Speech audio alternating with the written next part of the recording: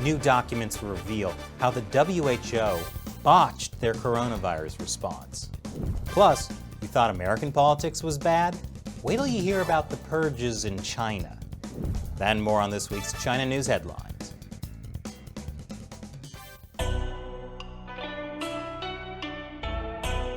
Welcome to China Uncensored. I'm your host, Chris Chappell. It's almost flu season, which means many countries are once again going into lockdown over the coronavirus. Cases in the U.S. are breaking global records, and experts say it will only get worse.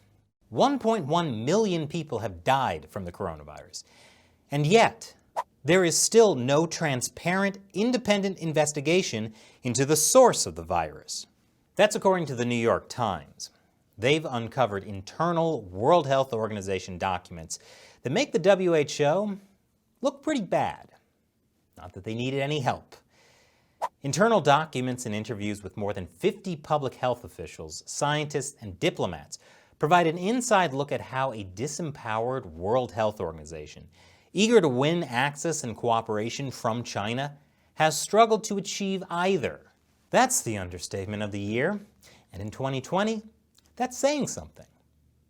The documents say WHO leadership quietly negotiated terms with China that sidelined its own experts. They would not question China's initial response or even visit the live animal market in the city of Wuhan where the outbreak seemed to have originated. And that's a big deal, because if we can solve the mystery of the origin of the virus, that could help scientists prevent another pandemic and develop vaccines and treatments for this one. At the same time, the health organization pushed misleading and contradictory information about the risk of spread from symptomless carriers. Its experts were slow to accept the virus could be airborne. Top health officials encouraged travel as usual, advice that was based on politics and economics, not science. It's really hard to listen to the scientists when the scientists are focused on the politics. The vice president of corporate communications for Huawei has suddenly died. He was an Irish businessman named Joe Kelly. No details were given as to what caused the 55-year-old's death, though Chinese social media has plenty of ideas. Some Chinese internet users noted how Kelly's death reminded them of English businessman Neil Heywood, who was murdered with poison. Heywood was killed by the wife of a powerful communist official, Bo Xilai, because he knew too much. Joe Kelly was in charge of spinning Huawei's global image, and it hasn't exactly been a great image lately. So some netizens said maybe he knew about too many skeletons in the closet. And since no cause of death has been given, it's easy to jump to conspiracy theories. But maybe it was just an accident. Like the time the head of a Chinese conglomerate died after falling from a wall. A totally normal thing that sometimes happens to successful people. Things are definitely being shaken up inside China right now. On my previous episode, I talked about the recent major meeting of the Communist Party, the 5th plenum of the 19th Central Committee. And General Secretary Xi Jinping is making some changes. In the lead up to the meeting, he purged a bunch of communist officials. And following the meeting, 2 more senior communist officials got sacked. Both of them had connections to China's financial industry, and it wasn't just them. At least 11 executives and officials who worked in finance roles had been placed under investigation. And it's not a coincidence that a big part of the meeting was about reforming China's financial sector. But Xi Jinping's purges aren't just a response to the most recent meeting. He's already preparing himself for the 20th National People's Congress in 2022. That's when the next batch of party leaders will be decided. Xi is starting to change the senior officials for the upcoming 20th National Congress.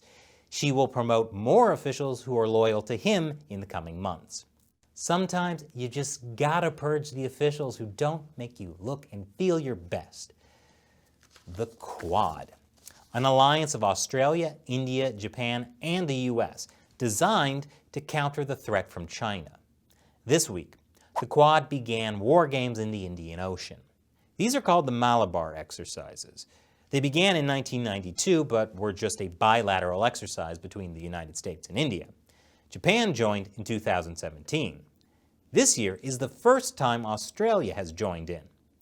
Australians may be a bunch of criminals, but they're the kind of criminals you want on your side. Plus, they do a great barbecue. Yeah, that's me in Australia eating a barbecued possum. That was a fun episode.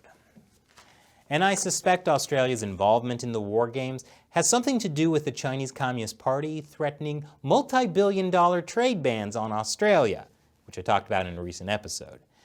Australia has responded by telling China to play by the rules. Yeah, good luck with that.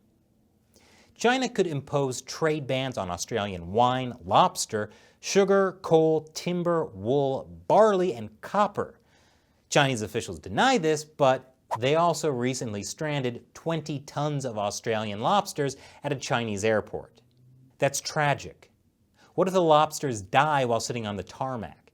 It would be almost as bad as being boiled alive. Anyway, the bad blood between China and Australia began when Australia pushed the WHO to look into the origin of the coronavirus. And they managed to anger the Chinese regime while simultaneously getting the WHO to do absolutely nothing. And now, it's time for me to answer a question from one of you, a fan who supports China Uncensored on the crowdfunding website Patreon. Logan asks, the last Cold War got us to the moon and gave us great technology like GPS. Chris and crew, willing to make a guess what tech this new Cold War will give us? Oh boy, the silver lining to any war, new technology. And I have a feeling this US-China Cold War will give us marvels we've never dreamed of, especially if the Cold War turns hot, like nuclear hot. So what kind of new tech might we get from such a war? Perhaps something like the stick. It's a versatile tool that can be used in many ways in the wasteland. As a walking stick, opening up cans of soup you may stumble upon, or as a weapon to fight off the mutants. I'm looking forward to the day when I can own one myself. How about you? Okay, a close second to the stick would be quantum technology. It's the new space race. Maybe I should do an episode about that. Thanks for your question, Logan. If you'd like me to answer your question on the show, join what I call the China Uncensored 50 Cent Army on Patreon. Join me in the fight against the Chinese Communist Party. For as little as the price of a cup of coffee, you can help us keep this show going. Go to patreon.com/China Uncensored to learn more. Once again, I'm Chris Chappell. See you next time.